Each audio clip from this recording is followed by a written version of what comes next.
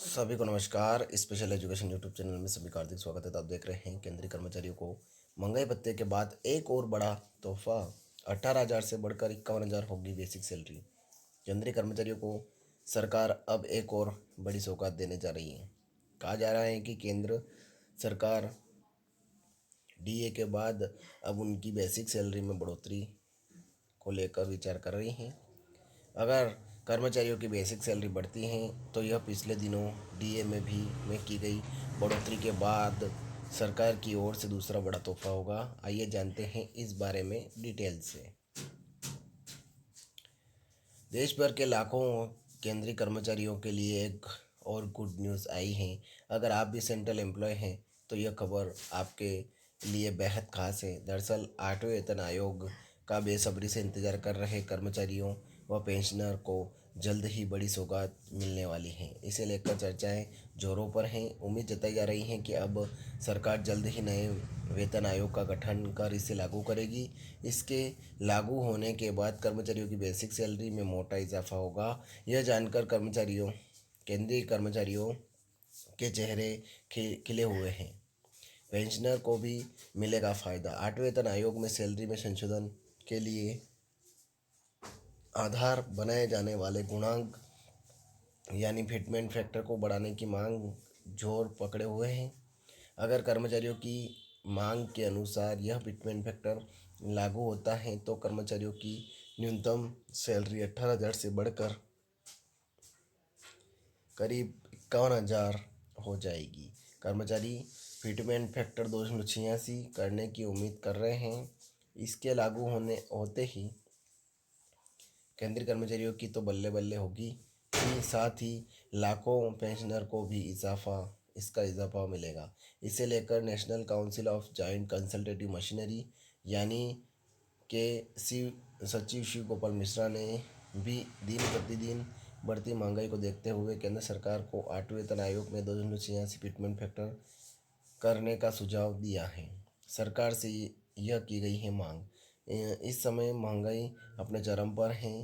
हर चीज़ के दाम आसमान पर हैं। इसको देखते हुए एनसीजेसीएम के सचिव शिव गोपाल मिश्रा ने कहा कि हमारी ओर से सरकार से 8वें वेतन आयोग में फिटमेंट फैक्टर 2.86 करने की मांग की गई है। पिछली बार तो 2.57 के फिटमेंट फैक्टर की मांग स्वीकार कर ली गई थी। लेकिन इस बार क्या होगा, इस बारे में कुछ भी कहना जल्दबाजी होगी, क्योंकि सरकार की ओर से अभी तक इसे लेकर कोई आधिकारिक बयान नहीं दिया गया है और न ही कोई पुष्टि हुई है। अगर इस बार 2.86 का फिटमेंट फैक्टर लागू होता है तो कर्मचारियों के न्यूनतम वेतन में लगभग 34 से लेकर 35,000 रुपये तक की बढ़ोतरी हो सकती है। कर्मचारियों को सरकार से उम्मीद। देश भर के लाखों केंद्रीय कर्मचारियों को सरकार से उम्मीद है कि उनके द्वारा दी गई फिटमेंट फैक्टर की मांग को मान लिया जाएगा। अगर ऐसा होता है तो कर्मचारियों को महंगाई से लड़ने में राहत मिलेगी।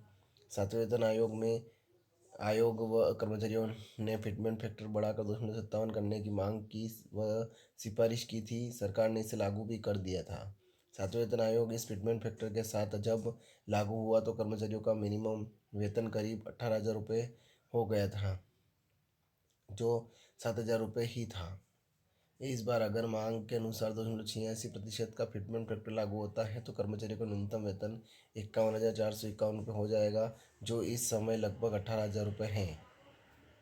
जानिए फिटमेंट फैक्टर के बारे में। हर वेतन आयोग में वेतन को संशोधित करने के लिए फिटमेंट फैक्टर को आधार बनाया जाता है। इसी पर सैलरी में बढ़ोतरी निर्भर करती है। फिटमेंट फैक्टर वास्तव में वेतन व पेंशन के संशोधन का एक गुणांक है।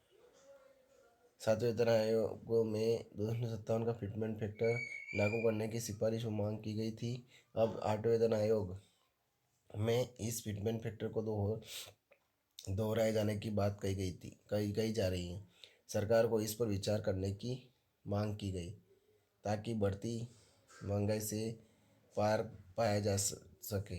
इस फिटमेंट फैक्टर को लागू करना बढ़ती महंगाई में उचित बताया जा रहा है।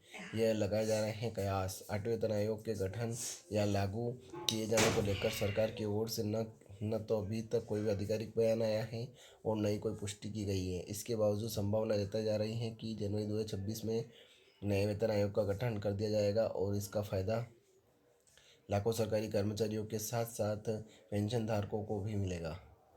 यह भी कहा जा रहा है कि केंद्र सरकार के बाद राज्य सरकारें भी वेतन में बढ़ोतरी कर सकती हैं। तो ये खबर थी।